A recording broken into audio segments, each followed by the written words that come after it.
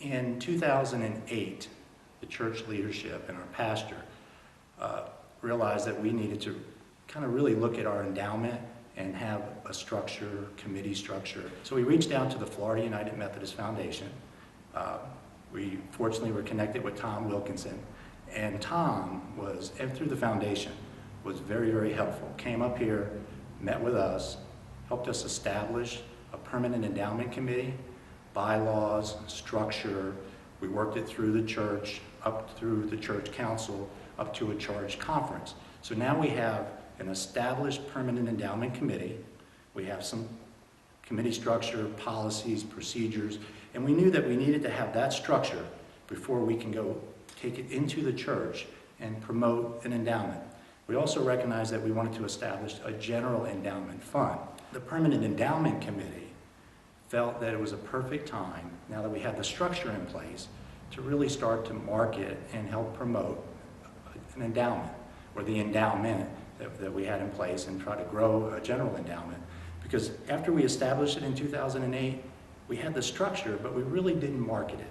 We put a little information in the church bulletin, we might have held a seminar here and there, but there was a few additional donors to a general endowment fund that was established in 2008, but not much happened until 2012. So now we're in the centennial year. We, the committee, we had a young lady, Joan Risley, that helped create a brochure, a logo, and we put that out to the church. In 2012, with the promotion of the general endowment, we received 94 new donors during that year. We received an additional, I believe it was close to $400,000 in cash or gifts. But during the centennial year, because there was so much excitement going on in the church, and we're again celebrating a celebration campaign for the endowment, we had individuals step up and ask to create 2 new funds. In 2014, we have 4 established endowment funds. And with the legacy tree that our trustees allowed us to install in our narthex, and we feel that's a holy area, there was a lot of prayer to go over where should we put a brass legacy tree. The tree was selected. We feel it was tasteful. We did have a spot in our narthex that we thought was visible, but it was also respectful, and that was put up in 2011. And that's a reminder to the church that the church is serious about endowments to help grow. We want to grow our general endowment to $500,000, and again, we're probably close to $200,000 in cash and pledges at this time. So that's what we're going to be promoting over the next few years. But the legacy tree, one, it recognizes donors.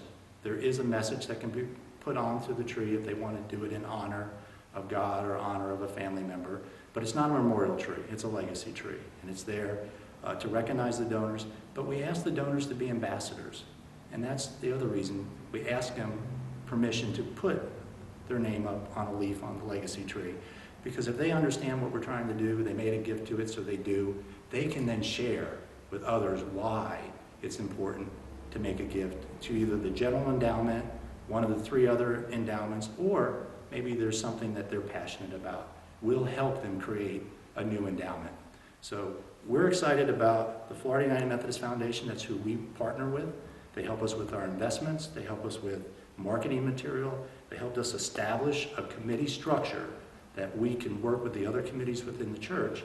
And now we're at the point where we can start to market our current endowments and just continue to grow it, because it's coming back to the church, and the church is doing God's work, and it can get back into the community, or it could be missions, it could be youth scholarships, it may be an endowment we don't even know about yet. But we're poised, and the committee is excited, and we had a fantastic 2012. So I think the next 20 or 30 years is going to be pretty exciting for Ortega United Methodist Church.